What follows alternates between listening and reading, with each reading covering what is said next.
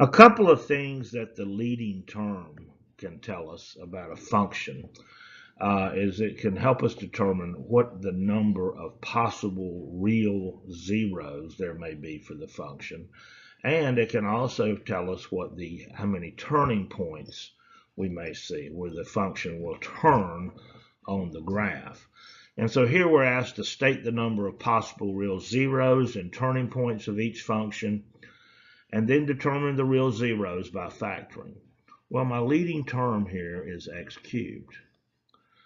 And that exponent, in this case, 3 cubed, tells me that it's possible, not necessarily will be, but it's possible that there are 3 real zeros on this function. In other words, there's 3 places where the graph will cross the x-axis, 3 roots, 3 zeros, 3 solutions, 3 x-intercepts. All those terms are interchangeable.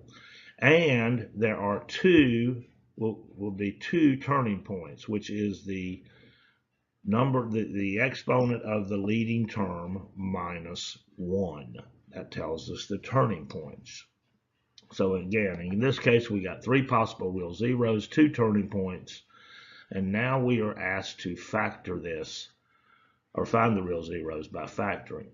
Well, as I look at this function, the first thing we always want to do when we're talking about factoring, do I have a greatest common factor? And in fact, I do, and that is x. So I could factor out an x from the entire function, and when I do, then I'm left with x squared minus 6x minus 27. So I got it down to a quadratic equation. And now we can factor the quadratic. So I've got an x squared. I'm going to draw a couple of parentheses. And since it's an x squared, I've got an x on each of the left sides of the parentheses. And now I'm looking for 2 numbers that are going to multiply to negative 27 and add to negative 6. Now before I do, I'm looking and I see that this is a negative and this is a negative. And since this is a negative and we'll be multiplying 2 numbers, the only way that can happen is I've got to have a positive and a negative inside the parentheses.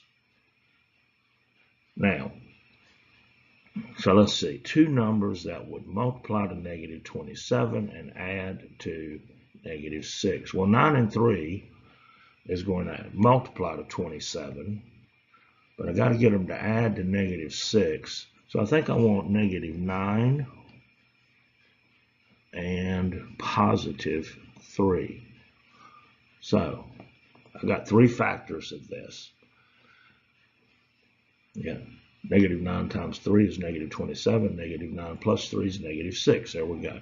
All right, I set each factor equal to 0 and then solve for x. Well, the first one's pretty easy. It's just x is equal to 0. Then we set x plus 3 equal to 0 and subtract 3 from both sides where x is equal to negative 3. And then we set x minus 9, third factor in this function, x minus 9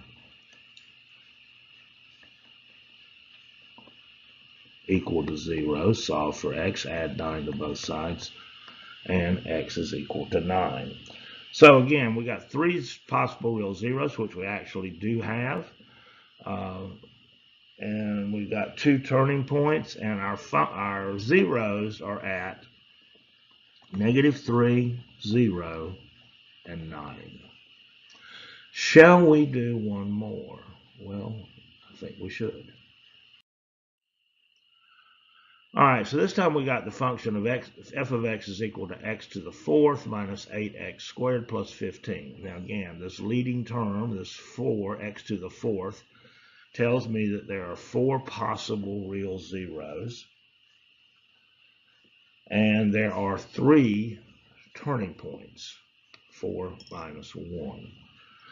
Now, in terms of factoring this thing, I got x to the 4th, and then my middle term is x squared. Now, since that is actually, since 2 is exactly half of 4, and we'll talk about quadratic form here in the next video, But I am going to set up 2 parentheses. But rather than just x, I'm going to say x squared. Because if I form that back, x squared times x squared is going to equal x to the 4th. Now, again, I've got a positive 15 on my constant. I've got a negative 8 for my middle term. So that tells me that inside the parentheses, both of the signs have got to be negative. Because when I multiply 2 negatives together, I'm going to get a positive. And when I add 2 negatives together, they're going to be negative. So I need 2 numbers that are going to multiply to negative 15 and add to negative 8. Well, 3 and 5 multiply to 15. And so negative 5 and negative 3 is positive 15. And negative 5 and negative 3 add to negative 8. Now, you may think, well, I'm only going to have 2 real zeros. No, you're not. You're going to have 4. Because we're going to set both of these factors equal to 0. Well, I'll put the minus 5 in here. Let's add 5 to both sides. So we've got x squared equals 5. And to get x by itself, let's take the square root of both sides. And so we've got x equals plus or minus the square root of 5. So there's 2 zeros right there. Then I take the second factor, x squared minus 3 equals 0. Add 3 to both sides. To get x by itself, we're going to take the square root of both sides. The square root of x squared is x. And then so x is equal to plus or minus the square root of 3. So we got 4 possible real zeros, which we do have, that are irrational. We would have 3 turning points in the graph. In fact, this graph would look something like that. If you could get the scale either large enough or small enough to see all of that, that's what a quartic function typically looks like. And our zeros are plus or minus the square root of 3 and plus or minus the square root of 5. All right. Love factoring.